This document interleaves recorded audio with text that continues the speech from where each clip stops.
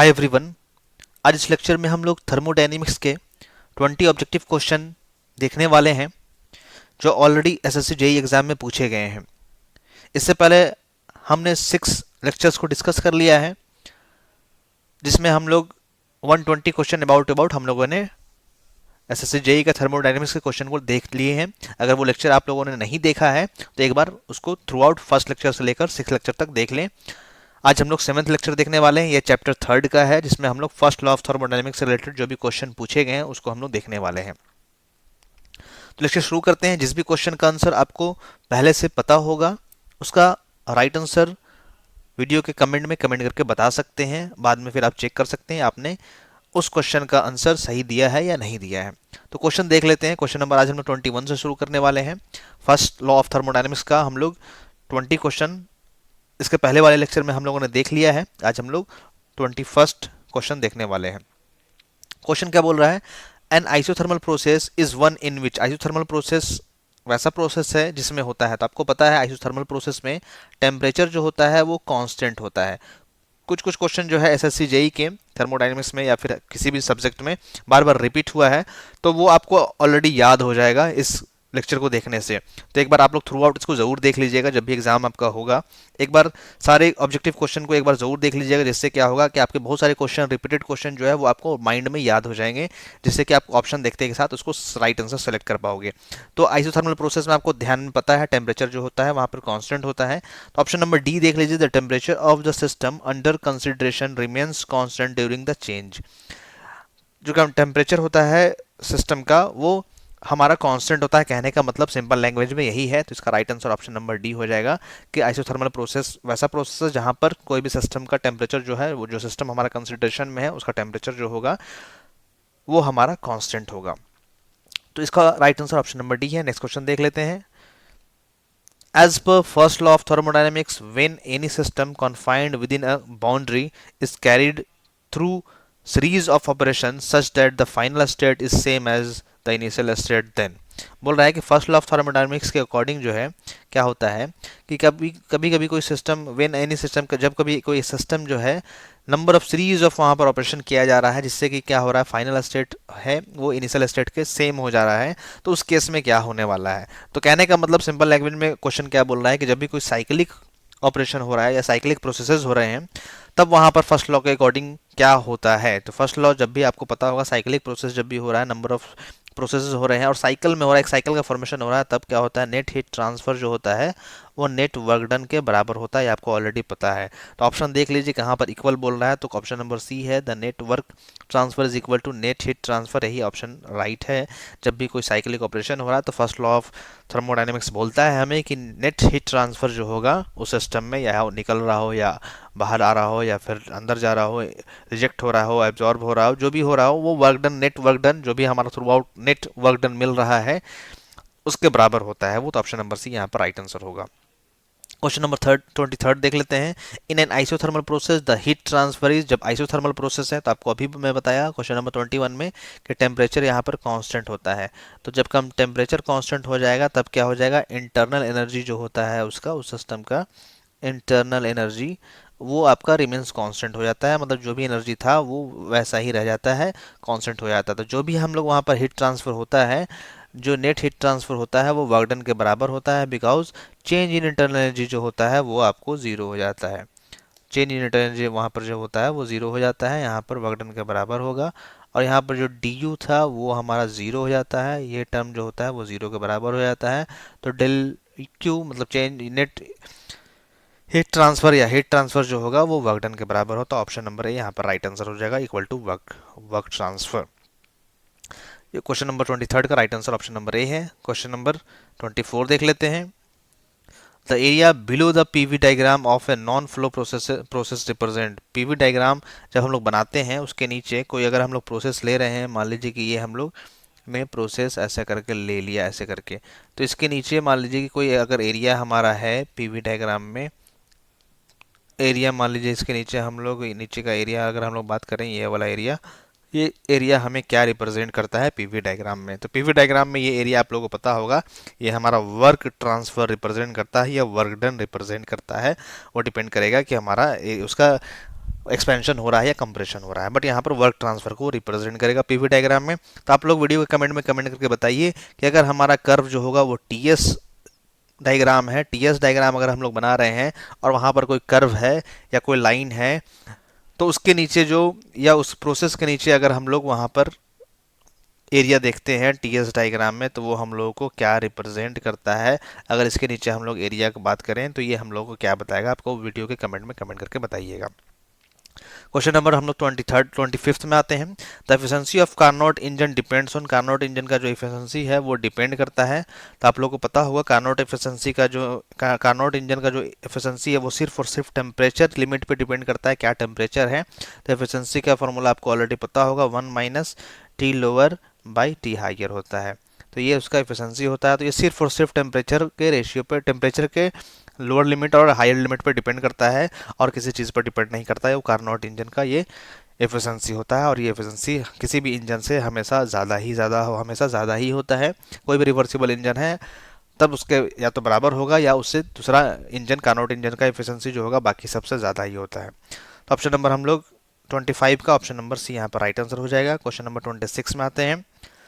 Enthalpy is calculated as, enthalpy calculate किया जाता है तो आपको पता है एंथैल्पी इज इक्वल टू क्या होता है, internal energy plus pressure into volume होता है, प्रेशर इनटू वॉल्यूम होता है। तो सम किसके होगा, sum of internal energy and product of pressure and density दे दिया, तो ये तो नहीं होगा। Sum of internal energy and product of pressure and volume, यही राइट आंसर होगा। Internal energy plus pressure into volume का समेशन जो होता है वो एंथैल्पी का बराबर होता है। ऑप्शन नंबर यहाँ पर भी राइट आंसर हो जाएगा। क्वेश्चन नंबर हम लोग 27 में आते हैं। For a close system the difference between heat added to the system and work done by the gas is equal to the change in. For close system के लिए difference between heat added और difference बोल रहा है work done, ये किसके बराबर होता है। तो फर्स्ट लॉ ऑफ थर्मोडायनामिक्स के अकॉर्डिंग ये किसके बराबर होता है, आप लोगों को लास्ट लेक्चर में भी मैं बताया था, ये आपको चेंज इन इंटरनल एनर्जी के बराबर होता है या इंटरनल एनर्जी के बराबर होता है। ऑप्शन नंबर सी यहाँ पर राइट आंसर होगा। बहुत सारे क्वेश्चन रिपीटेड है, अगर आप लोग सारे लेक्चर एक बार देख लेंगे तो बहुत सारे क्वेश्चन आपको सेम टू सेम जाना पहचाना आपको दिखने वाला है। ऑलरेडी ये पूछा गया है, काफ़ी ईयर्स में रिपीट किया गया क्वेश्चन, तो आप लोग अच्छे से लेक्चर को देखिए। In an isothermal process, isothermal process में टेम्परेचर कांस्टेंट होता है, आपको पता है। The internal energy of the gas molecules क्या होगा, तो आइसोथर्मल प्रोसेस में टेम्परेचर जो होता है वो कांस्टेंट होता है। तो जब टेम्परेचर कांस्टेंट होगा तो इंटरनल एनर्जी में कोई भी चेंजेस नहीं होने वाला है, जो भी इंटरनल एनर्जी सिस्टम का था या गैस का था वही सेम टू सेम रह जाएगा। तो ऑप्शन नंबर देख लेते हैं, सी यहाँ पर राइट आंसर होगा। Internal energy of the gas molecules remains constant, वो कांस्टेंट हो जाएगा। अगर आपको प्रोसेस सही से याद है किस प्रोसेस में क्या कांस्टेंट होता है तो हम लोग इजीली बहुत सारे क्वेश्चन को बना सकते हैं। क्वेश्चन नंबर 29 में आते हैं। The more effective way of increasing efficiency of the Carnot engine is to, Carnot engine का अगर एफिशिएंसी हम लोग को बढ़ाना है तो मोर इफेक्टिव वे क्या है, आपको एफिशिएंसी ऑलरेडी पता है। एफिशिएंसी इज इक्वल टू क्या होता है, 1 minus T lower by T higher. तो कभी भी आपको अगर कार्नोट इंजन का एफिशिएंसी बढ़ाना है तो एक चीज़ आप लोग ध्यान रखिएगा, यहाँ पर हम लोग दो कंडीशन ले सकते हैं, या तो ऊपर का टेम्परेचर जो टी लोअर है उसको हम लोग डिक्रीज कर सकते हैं, इसको डिक्रीज कर सकते हैं, या नीचे वाला टेम्परेचर को हम लोग इंक्रीज कर सकते हैं। तो कहीं कहीं हो सकता है दोनों चीज़ दे दें कि हम ये दोनों ऑप्शन एक में ही दे दें, बट यहाँ पर इस क्वेश्चन में हम लोग देखेंगे कि दिया हुआ है कि increase higher temperature, decrease higher temperature, increase lower temperature, decrease lower temperature, तो यहाँ पर अलग अलग करके दिया है। तो सबसे बेस्ट या मोर इफेक्टिव वे क्या होता है कि अगर हम लोग लोअर टेम्परेचर को डिक्रीज कर दें, जो टी लोअर लिखा हुआ है, टी एल लिखा हुआ है, इसको अगर हम लोग डिक्रीज कर दें तो क्या होगा, ऊपर का टर्म स्मॉल हो जाएगा, छोटा हो जाएगा, जिससे क्या होगा 1 माइनस ये टर्म टोटल जो T L by T H का टर्म जो है, रेशियो जो है वो स्मॉल हो जाएगा, जिससे कि हमारा एफिशिएंसी ज़्यादा हो जाएगा। तो ऊपर वाला ही कम क्यों कर रहे हैं, बिकॉज हायर टेम्परेचर अगर हम लोग बढ़ाएंगे, इंक्रीज करेंगे, तो हायर टेम्परेचर इंक्रीज करने से भी एफिशिएंसी जो होगा वो डिक्रीज होगा, बट एक लिमिट तक ही हम लोग हायर टेम्परेचर को बढ़ा सकते हैं। बिकॉज जो भी सिस्टम हम लोग यूज़ कर रहे हैं कार्नोट इंजन में, जो हम लोग पार्ट्स यूज़ कर रहे हैं सिस्टम का, मटेरियल जो यूज़ कर रहे हैं उसका एक हायर लिमिट होता है कि उस लिमिट तक वो रहेगा, उसके बाद वो क्या होगा, मेल्ट हो सकता है, ब्रेक हो सकता है, क्रैक्स जनरेट हो सकते हैं। तो उसी पॉइंट ऑफ व्यू से, डिज़ाइन पॉइंट ऑफ व्यू से हम लोग यहाँ पर बोल सकते हैं कि यहाँ पर लोअर टेम्परेचर को डिक्रीज़ करना ज़्यादा इफेक्टिव हो जाता है। तो इसलिए हम लोग देख लेते हैं लोअर टेम्परेचर को डिक्रीज़ करना, decrease lower temperature, option number D यहाँ पर राइट आंसर हो जाएगा, decrease lower temperature. Question number 30 हम लोग देख लेते हैं। Under ideal condition isothermal, isochoric, isobaric and adiabatic processes are, ideal condition में क्या होता है, ये सब जो प्रोसेसेस होते हैं वो क्या होते हैं, क्वाजी स्टैटिक प्रोसेस होते हैं। क्वाजी स्टैटिक प्रोसेस मानते हुए हम लोग काम करते हैं आइडल कंडीशन में। तो ऑप्शन नंबर सी यहाँ पर राइट आंसर हो जाएगा। क्वेश्चन नंबर हम लोग 31 देखते हैं। In a Carnot cycle heat is transferred at. Carnot cycle में आपको क्या क्या होता है, हीट एडिशन, हीट रिजेक्शन जो होता है वो कांस्टेंट टेम्परेचर पर होता है, आपको पता होगा। हीट एडिशन और हीट रिजेक्शन जो होता है वो कांस्टेंट टेम्परेचर पर होता है, और जो वहाँ पर जो कंप्रेशन और एक्सपेंशन होता है वो एडियाबैटिक, रिवर्सिबल एडियाबैटिक प्रोसेस होता है। एडियाबैटिक होता है या आइसेंट्रोपिक भी बोल सकते हैं। एडियाबैटिक रिवर्सिबल एडियाबैटिक होता है, रिवर्सिबल एडियाबैटिक होता है, मतलब वहाँ पर कोई भी हीट का ट्रांसफर नहीं होता है सिस्टम से सराउंडिंग, सराउंडिंग से सिस्टम में, या फिर बोला जाता है डायरेक्टली आइसेंट्रोपिक बोला जाता है, आइसेंट्रोपिक, आइसेंट्रोपिक। तो यहाँ पर क्या पूछ रहा है, हीट का ट्रांसफर पूछ रहा है। तो हीट का एडिशन जो होता है, या हीट रिजेक्शन हो या हीट एडिशन हो, वो कांस्टेंट टेम्परेचर पे होता है, मतलब आइसोथर्मल प्रोसेस होता है। तो ऑप्शन नंबर सी यहाँ पर राइट आंसर हो जाएगा। जब भी आपको कार्नोट साइकिल में हीट एडिशन या हीट रिजेक्शन के बारे में बात करेगा, तब आपको वहाँ पर ध्यान में रखना है कि वो कांस्टेंट टेम्परेचर पर होता है। क्वेश्चन नंबर हम लोग 32 में आते हैं। A reversible thermodynamic cycle containing only 3 processes. बोल रहा है कि कोई एक रिवर्सिबल थर्मोडायनेमिक साइकिल हम लोग को यहाँ पर क्रिएट करना है जो कि 3 प्रोसेसेस कंटेन करता है, सिर्फ 3 प्रोसेस उसमें होते हैं। मतलब कोई भी साइकिल हम लोग बनाएंगे वहाँ पर 3 ही प्रोसेस होना चाहिए, ऐसे करके, मतलब 4 नहीं होना चाहिए, वहाँ पर 3 प्रोसेस हो रहा है। And producing work is to be constructed, और वहाँ पर वर्क प्रोड्यूस हो रहा है। द कंस्ट्रेंट्स आर, कंस्ट्रेंट वहाँ पर क्या क्या है ये बोल रहा है। ऑप्शन हम लोग को ये सिलेक्ट करना है, ये सिर्फ हमें बता रहा है कि क्या क्या उसमें है। There must be one isothermal process, वहाँ पर जो है एक आइसोथर्मल प्रोसेस होना ही होना चाहिए उस साइकिल में जो हम लोग साइकिल बनाएंगे। There must be one isentropic process, वहाँ पर एक आइसेंट्रोपिक मतलब एडियाबैटिक प्रोसेस भी होना चाहिए। Maximum and minimum cycle pressure and clearance volume are fixed, maximum और मिनिमम जो प्रेशर है साइकिल का वो भी फिक्स्ड है, और क्लियरेंस वॉल्यूम मतलब लोअर जो वॉल्यूम है उसका साइकिल में जो हम लोग बनाएंगे वो भी हमारा फिक्स है। Polytropic process are not allowed, यहाँ पर पॉलीट्रॉपिक प्रोसेस यहाँ पर हम लोग नहीं बना रहे हैं। Then the number of possible cycle, वहाँ पर कितना साइकिल हम लोग इस कम्बिनेशन से बनाकर हम लोग बना सकते हैं।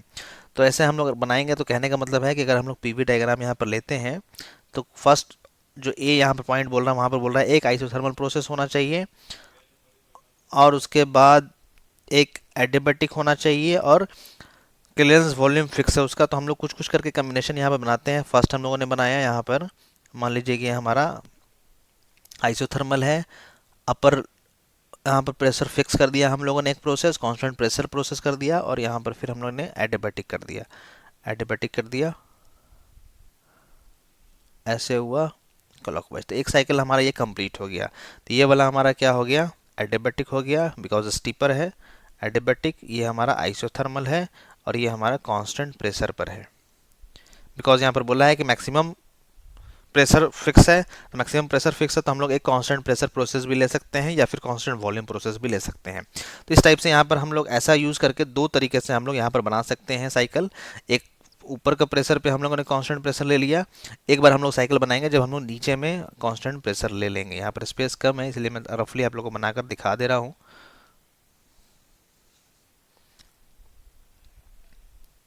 लोअर प्रेशर हमने फिक्स कर दिया, फिर यहाँ पर हम लोगों ने एडियाबैटिक ले लिया, यहाँ पर हमने लोअर स्टीपर का ले लिया, जिससे कि आइसोथर्मल प्रोसेस हो गया। तो एक बार दो बार हम लोगों ने क्या किया, कांस्टेंट प्रेशर प्रोसेस ले लिया, यहाँ पर एक यहाँ ले लिया, एक यहाँ ले लिया। और उसी तरह से अब हम लोग क्या करेंगे, कांस्टेंट वॉल्यूम प्रोसेस ले लेंगे। मतलब ये तो आइसोथर्मल होना चाहिए, आइसेंट्रोपिक भी होना चाहिए, फिर हम लोग क्या करेंगे, तीन ही प्रोसेस भी होना चाहिए उसमें। तो दो बार हम लोगों ने कांस्टेंट प्रेशर प्रोसेस ले लिया, अब हम लोग क्या करेंगे, कांस्टेंट वॉल्यूम प्रोसेस ले लेंगे। तो इस टाइप से करके हम लोग, इस टाइप से करके यहाँ बना लेंगे। ये हमारा आइसोथर्मल हो गया, ये एडियाबैटिक हो गया, ये हमारा कांस्टेंट वॉल्यूम हो गया। तो एक यहाँ पर ये हो गया। तो फर्स्ट हमने यहाँ बनाया, सेकंड हमने यहाँ बनाया, थर्ड हमने यहाँ बनाया। अब इसी का फोर्थ हम लोग यहाँ पे बना लेते हैं, इसको हम लोग ऊपर स्लाइड कर देते हैं। फोर्थ हम लोगों ने यहाँ पे बना लेंगे, वहाँ पर फिर हम लोग कांस्टेंट वॉल्यूम लेंगे, बट वो कांस्टेंट वॉल्यूम नीचे का साइड ले लेंगे, ऐसे करके बना लेंगे इस टाइप से। पीवी, तो ये हो गया हमारा 4। तो इस टाइप से टोटल अगर हम लोग बनाएंगे तो यहाँ पर टोटल 4 साइकिल हम लोग यहाँ पर बना सकते हैं, डिफरेंट साइकिल्स बना सकते हैं बारी बारी से। अगर हम लोग अलग अलग प्रोसेस को कंबाइन करते हैं तो यहाँ पर मैक्सिमम जो होगा 4 साइकिल बन सकता है। तो इसका right answer option number D होगा। ये इसमें इस क्वेश्चन को थोड़ा समझाना था जिसमें हम लोग को टाइम लग गया है। तो यहाँ पर अच्छे से आप लोग समझ लीजिएगा। ये अगर नहीं समझेंगे तो फिर से एक बार वीडियो को, इस क्वेश्चन को फिर से आप रिपीट करके देखिएगा। फिर भी नहीं समझ में आएगा तो एक बार आप लोग वीडियो के कमेंट में कमेंट कीजिएगा, मैं अगले लेक्चर में फिर से उसको समझा दूंगा। इसका right answer option number D है। 4 साइकिल यहाँ पर हम लोग बना सकते हैं डिफरेंट डिफरेंट परमुटेशन कम्बिनेशन लगा के। क्वेश्चन नंबर 33 देखते हैं। Addition of heat at constant pressure to a gas result in. अगर हम लोग कांस्टेंट प्रेशर प्रोसेस कर रहे हैं और अगर किसी सिस्टम में या कोई गैस है अगर किसी कंटेनर में रखे हैं और कांस्टेंट प्रेशर प्रोसेस हो रहा है, तो क्या अगर हीट एडिशन वहाँ पर कर रहे हैं, हम लोग कांस्टेंट प्रेशर में हीट एडिशन कर रहे हैं नीचे से, तब क्या होता है। तो आप लोगों को पता होगा जब भी हम लोग हीट एडिशन कर रहे हैं कांस्टेंट प्रेशर है तो यहाँ पर पिस्टन जो है फ्री टू मूव होता है, ऊपर की साइड मूव करता है। मूव करने से कुछ हम लोग को वर्क डन भी मिलता है और हीट एडिशन की वजह से कुछ टेम्परेचर भी इंक्रीज करता है। तो ऑप्शन नंबर डी होगा, राइजिंग इट्स टेम्परेचर, टेम्परेचर उसका राइज करेगा। And doing external work, external work वहाँ पर होगा।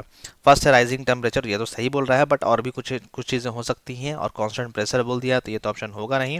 राइजिंग इट्स वॉल्यूम, वॉल्यूम तो राइज हो रहा है बट टेम्परेचर भी राइज होगा, तो इसलिए ये option option number D, rising its temperature and doing external work, यहाँ पर कुछ वर्क भी कर रहा है और टेम्परेचर भी राइज हो रहा है। तो ऑप्शन नंबर डी यहाँ पर ज़्यादा अच्छा आंसर होगा। क्वेश्चन नंबर 34 देख लेते हैं। The difference between two specific hits for a gas represent.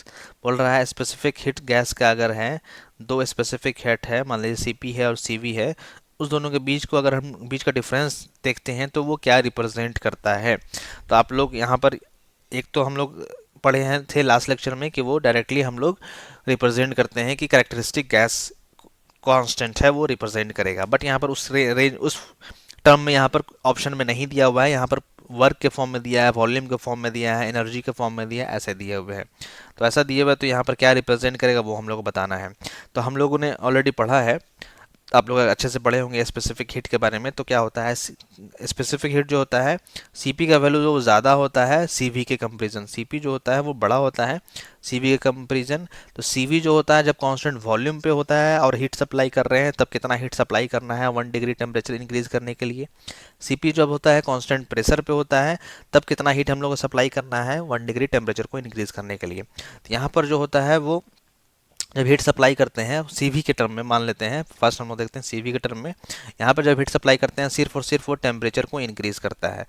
But अगर हम लोग सीपी के टर्म में, अगर कांस्टेंट स्पेसिफिक हीट अगर हम लोग सीपी के टर्म में बात करें तो यहाँ पर जो हीट सप्लाई करते हैं वो उसका टेम्परेचर को भी इंक्रीज करता है और कुछ वहाँ पर वर्क को भी देता है, वर्क डन भी करता है। तो अगर दोनों को डिफरेंस करेंगे तो यहाँ पर क्या हम लोग को निकल के आएगा, कुछ एक्सटर्नल वर्क वहाँ पर एक्स्ट्रा हो रहा है सीपी के फॉर्म में। अगर सीपी का हम लोग देखें एज कंपेरिजन टू सीवी तो वहाँ पर कुछ एक्सटर्नल वर्क हम लोग को ज़्यादा मिलने वाला है। तो भाई यहाँ पर पूछ रहा है the difference between two specific hits for a gas represents external work done, मतलब वहाँ पर कुछ एक्सटर्नल वर्क डन एक्स्ट्रा होता है। अगर हम लोग हीट सप्लाई कर रहे हैं और वहाँ पर कांस्टेंट प्रेशर पे मतलब पिस्टन भी मूव कर रहा है तो वहाँ पर कुछ एक्सटर्नल वर्क होगा, तब उस केस में हम लोग उसको सीपी बोलते हैं। बट अगर कांस्टेंट वॉल्यूम है, वॉल्यूम उसका फिक्स्ड है और हीट सप्लाई कर रहे हैं 1 डिग्री टेम्परेचर इंक्रीज करने के लिए, तो उसका केस में हम लोग सीवी बोलते हैं। तो दोनों का अगर डिफरेंस करते हैं तब हम लोग को वहाँ पर सिर्फ एक्सटर्नल वर्क का डिफरेंस हम लोग को मिलेगा, टेम्परेचर तो दोनों का इंक्रीज ही कर रहा है। तो ऑप्शन नंबर यहाँ पर सी राइट होगा। क्वेश्चन नंबर 35 में आते हैं। Maximum work by an expansion of a gas in a close system is possible when process takes place at constant. बोला मैक्सिमम वर्क अगर हम लोग एक्सपेंशन कर रहे हैं क्लोज सिस्टम में तब किस प्रोसेस में होगा। तो ये हम लोग डायरेक्टली ग्राफ से समझ सकते हैं मैक्सिमम वर्क किस केस में होगा, बिकॉज पीवी डायग्राम पे हम लोग को अगर एरिया निकाले तो हम लोग को वो बताता है कि वर्क मिल रहा है। तो मान लीजिए इनिशियल पॉइंट यहाँ पर है फर्स्ट पॉइंट, तो मैक्सिमम वर्क हम लोग को कब मिलेगा जब ज़्यादा एरिया कवर करेगा। तो ज़्यादा एरिया हम लोग को कांस्टेंट प्रेशर पे ही कवर करने वाला है। यहाँ पर अगर हम लोग कुछ हीट सप्लाई किए जिससे कि वॉल्यूम इंक्रीज़ किया बट वहाँ पर कांस्टेंट प्रेशर प्रोसेस है, तो यहाँ पर हम लोग देखेंगे एरिया सबसे ज़्यादा हम लोग कांस्टेंट प्रेशर प्रोसेस में मिल रहा है, मतलब नीचे का एरिया जो है वो सबसे ज़्यादा इसी केस में मिलने वाला है एज़ कम्पेरिजन टू अदर। हम लोग देखें बारी बारी से देख लेते हैं। यहाँ पर कांस्टेंट प्रेशर पे देख लीजिए सबसे ज़्यादा हम लोग को मिल रहा है। उसके बाद अगर हम लोग टेम्परेचर कांस्टेंट लेते हैं तो वो उसका ग्राफ ऐसे बनता है। एडियाबैटिक है तो उसका ग्राफ ऐसे बनेगा। कांस्टेंट वॉल्यूम है तो उसमें तो एरिया यहाँ पर कवर ही नहीं करेगा बिकॉज वर्टिकल लाइन हो जाएगा। तो सबसे ज़्यादा जो एरिया कवर करेगा वो कांस्टेंट प्रेशर प्रोसेस पे ही करेगा। तो right answer option number A हो जाएगा। ग्राफ अगर आप लोग समझते होंगे तो इजीली समझ पा रहे होंगे चीज़ों को। अगर डाउट होगा तो आप पूछ सकते हैं। In an isothermal process the internal energy, अगर आइसोथर्मल प्रोसेस है तो इंटरनल एनर्जी जो होता है वो आपको फिर से वही रिपीट क्वेश्चन कर दिया। आइसोथर्मल प्रोसेस है तो इंटरनल एनर्जी जो होता है उसका कांस्टेंट होता है, तो ऑप्शन नंबर सी यहाँ पर राइट आंसर होगा। काफ़ी क्वेश्चन बार बार रिपीट किया है। Which of the following represents perpetual motion of first kind, कौन इसमें perpetual motion machine first kind बताता है? तो PMM1 हमें रिप्रेजेंट करता है कि ऐसा कोई भी मशीन पॉसिबल नहीं है बनाना जो विदाउट एनी एनर्जी इनपुट के कंटिन्यूसली हम लोग को वर्क देते रहे। तो वही बोल रहा है कि रिप्रेजेंट करता है a machine that continuously creates its own energy, वो कंटिन्यूसली अपना ही एनर्जी क्रिएट कर रहा है। तो यही हम लोग को perpetual motion machine first kind बताता है कि ऐसा कोई भी मशीन पॉसिबल नहीं है, तो वो बता देता है perpetual motion machine first kind में ऐसा बताता है वो। ये machine that continuously creates its own energy, ऐसा कोई भी मशीन पॉसिबल नहीं है, तो यही बताता है PPM हमारा 1। ऑप्शन नंबर डी यहाँ पर राइट होगा।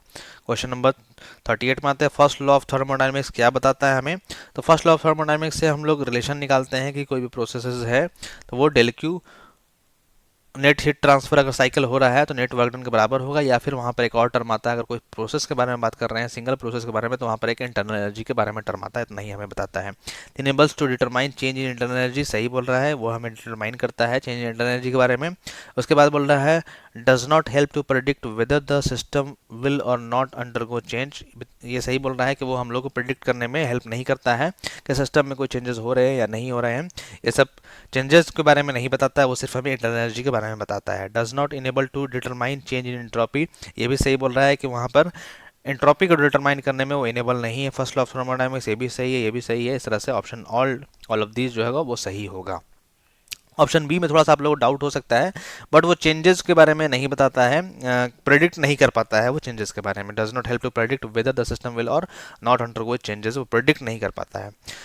उसके बाद क्वेश्चन नंबर 39 में आते हैं हम लोग। Total heat supplied eight constant volume में, जो कांस्टेंट वॉल्यूम पे हीट सप्लाइड जो होता है वो MCV डेल टी के बराबर होता है, तो मतलब MCV T2 माइनस T1, यहाँ पे कांस्टेंट वॉल्यूम पूछा है तो MCV T2 माइनस T1 हो जाएगा, तो option number D right answer हो जाएगा।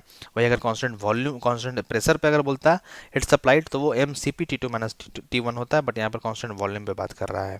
क्वेश्चन नंबर 40 पे आते हैं, लास्ट क्वेश्चन है इस वीडियो का। The ratio of specific heats at constant pressure मतलब CP to specific heat at constant volume जो होता है वो किसके बराबर होता है? फॉर एयर के लिए इसका वैल्यू जो होता है वो गामा के बराबर होता है, गामा का बराबर होता है, गामा का बराबर होता है। एयर के लिए क्या वैल्यू होता है? ये वो हमेशा जो होता है 1.4 होता है। आप लोग अगर ध्यान पढ़े होंगे अच्छे से तो आप लोगों को ध्यान में होगा कि अगर गामा का वैल्यू हम लोग हमेशा, अगर एयर यूज बोल दिया है क्वेश्चन में, तो हम लोग हमेशा 1.4 ही यूज़ करते हैं। ऑप्शन नंबर ए यहाँ पर राइट आंसर होगा। इस वीडियो का लास्ट क्वेश्चन था। आप लोग एक बार देख लीजिए आपने कितने क्वेश्चन राइट्स यहाँ पर कर पाए हैं, कितने सही कर पाए हैं आप लोग। जो भी इस लेक्चर से रिलेटेड आपको डाउट होगा वीडियो के कमेंट में कमेंट करके पूछ सकते हैं, या फिर मेरा टेलीग्राम चैनल भी आप ज्वाइन कर सकते हैं, वहाँ पर भी आप अपना मैसेज करके आप मुझसे क्वेश्चन पर्सनली पूछ सकते हैं, कॉल करके बात भी कर सकते हैं। वीडियो को देखने के लिए थैंक यू सो मच। देखने के बाद आप एक बार लाइक और शेयर इसको ज़रूर कीजिएगा फ्रेंड्स में, ताकि वो लोग भी इस लेक्चर को देखें और उससे फ़ायदा उठा पाए। चैनल को सब्सक्राइब नहीं किया तो सब्सक्राइब भी कर दीजिएगा। Thank you so much, good bye.